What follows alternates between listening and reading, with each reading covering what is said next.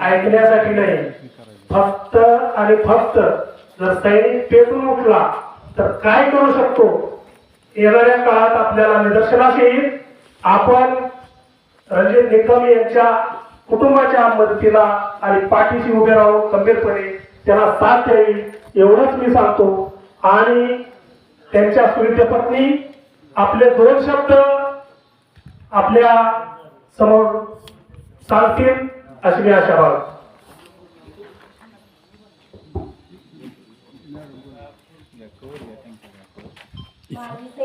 इथे येऊ शकतात, इथे लेटर कम. जय हिंद. माजी सैनिक रणजित बदन निकम यांची पत्नी श्री प्रशासन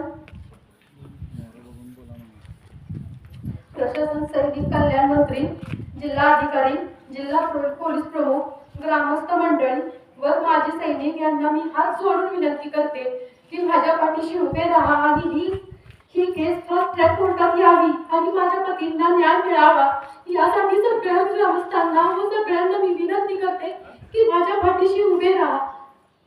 भारत माता की जय. वंदे मातरम. वंदे मातरम. रणजित निकम यांना न्याय मिळालाच पाहिजे. रणजित निकम यांना न्याय मिळालाच पाहिजे. धन्यवाद ताई.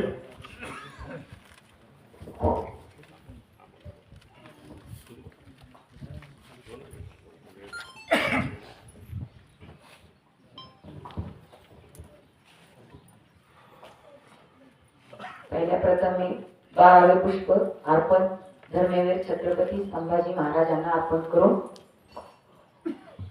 त्यानंतर यांना भावपूर्ण दिले. आज माझ्या समोर आपण माजी सैनिक संघटना पूर्ण महाराष्ट्रातून आले, पुण्यापासून आले, पूर्ण महाराष्ट्र 5 जिल्ह्यातून 7-8 जिल्ह्यातून आलेले.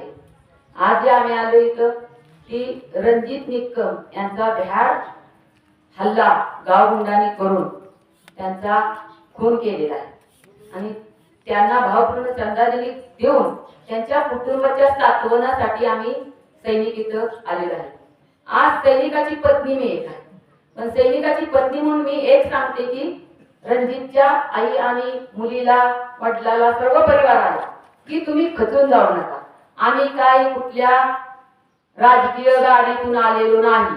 तुम्ही जेव्हा बोलवाल तेव्हा आम्ही इथं सो करताना हजर राहणार आहे आणि पाठीशी ठामपणे उभा. तिथे कुठल्या मंत्र्याची गाडी 4 चाकी दिली नाही, मेळाव्याला आलेलो नाही. ही आपली एक संघटना आहे. सैनिकावर जिथं अन्याय होईल तिथं आपल्या संघटना पूर्ण महाराष्ट्रात एकत्र होतात. फक्त आता मला प्रशासनाची एवढंच आहे, जे घटना घडून गेलेली आहे त्याला बाबांनो जास्तीत जास्त लवकर न्याय द्यावा. का तर सैनिकांचा तुम्ही पण आता अंत बघू नये. प्रशासनाला एवढंच आहे की ह्या परिवाराला पहिल्यांदा संरक्षण भेटलं पाहिजे. फास्ट ट्रॅक कोर्टात केस चालवायला तुम्ही तुमचे 90 दिवसाचा पिरियड असतो, पण त्याच्या आत जास्तीत जास्त जे कोण बाहेर आहे त्यांना अटक करून लवकरात लवकर केस दर्ज कोर्टात दिली पाहिजे, तरच लवकर न्याय मिळणार आहे. नाही ती गुंड सापडतच नाही, ती या मग तुमचं सगळं राजकीय दबावाखाली कुठल्या पडीत प्रशासनाने पडू नये. का तर प्रशासन पण शेतकऱ्यांचीच मुलं आहे, तेच प्रशासन आहे. आज या शेतकरी राजानं 2 माता माऊलीनं मुलं आपल्या देशाच्या संरक्षणाच्या सीमेवर पाठवले. आज त्यांच्या डोळ्यासमोर जर एक मुलगा सैनिक सरहद्दीवर सेवा करत असत आणि एक सैनिक मुलगा आपला सेवा करून गावातलं कर्तव्य सामाजिक काम आपला परिवार समोर करत असत आणि त्याचा निर्गुण खून होत असत तर पुन्हा सैनिक बनणं अवघड होईल. आज या गावाला कमीत कमी 100 सैनिक आहेत. प्रत्येक वेगवेगळ्या मिलिटरी, आर्मी, एअरफोर्स सगळ्या ठिकाणी सैनिक आहेत. कमीत कमी 200 रिटायर आहेत. 300 सैनिकांचा कमीत कमी इथं परिवार आहे. आज सगळ्या परिवाराने माता माऊल्यांनी इथे यायला पाहिजे होतं. या गावच्या सरपंच, उपसरपंच, तंटामुक्ती अध्यक्ष, पोलीस पाटील 2 मिनिटं येऊन गेल्या त्या इथं. पण मला काय म्हणायचं, सर्वांनी इथं या, राजकीय मतभेद बाजूला ठेवा. तुम्ही आज जी झोपा घेताय त्या सैनिकाच्या जीवावर झोपा घेताय आणि सैनिक जर सुरक्षित नसेल, सैनिकाचा परिवार सुरक्षित नसेल तर देशाची सेवा करणं फार अवघड होऊन जातं. आज 20 तारखेला अमोल निकम हजर राहणार आहे. आज त्या मुलानं काय तुमच्या गावाला विश्वास ठेवायचा, तुम्ही अजूनपर्यंत तिथं झालं नाही गाव, कसा परिवार तुमचं सोडून जायचं या गावानं कधीच हजर व्हायला पाहिजे. सरपंच महोदय, पोलीस पाटील महोदय, तुम्ही पहिलं गावात पोलीस स्टेशनला जाऊन ह्याची गवाही द्या पोलीस स्टेशनला की आम्ही यांच्या पाठीशी ठाम आहे. तुम्ही यांच्या पाठीशी ठाम राहिलं पाहिजे. आज महाराष्ट्रात तुम्ही एकत्र यायचं सैनिकासाठी ही दुर्दैवी गोष्ट आहे. या गावाने कधीच एकत्र येऊन लढा पकडायला पाहिजे होता.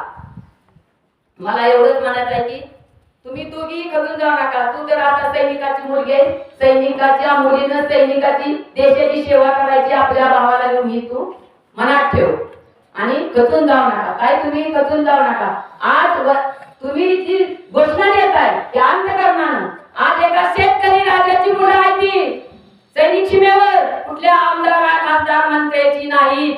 आणि मी या मंत्र्यांनी ह्या राजकीय सर्व लोकांनी सांगते की सगळ्यांनी यात भाग घेऊन या सैनिक परिवाराला न्याय द्यावा.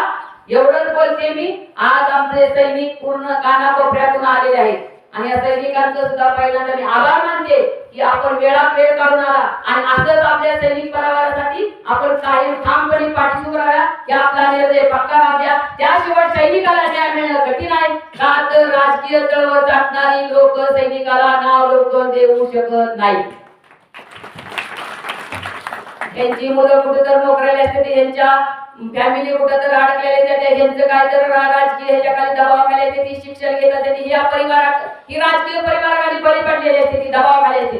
फक्त सैनिकांनी कुठल्या दबावाला न बळी पडता त्या लोकांच्या पाठीशी उभं राहायचे. आणि बघूया आता प्रशासन पण काय करतोय. आपण त्यांना विनंती करून चालू प्रशासनाला पण या गावाला पण आणि राजकीय सर्व आमदार खासदार मंत्री महोदय सर्वांना तुम्हाला आज आम्ही इथं छत्रपती धर्मवीर छत्रपती संभाजीराजे यांच्या समोर निवेदन करते की पूर्ण गावानं यात सहभाग घेऊन जास्तीत जास्त कठोर शिक्षा व्हावी याची तुम्ही आम्हाला गवाही द्यावी आणि तुम्ही या परिवाराच्या पाठीशी ठाम उभं राहावं. तुम्ही उभं राहिला तर आम्हाला सुद्धा यायची इथं वेळ पडणार नाही आणि तुमच्या गावची इज्जत तुमच्याच हातात आहे. जय हिंद, जय महाराष्ट्र.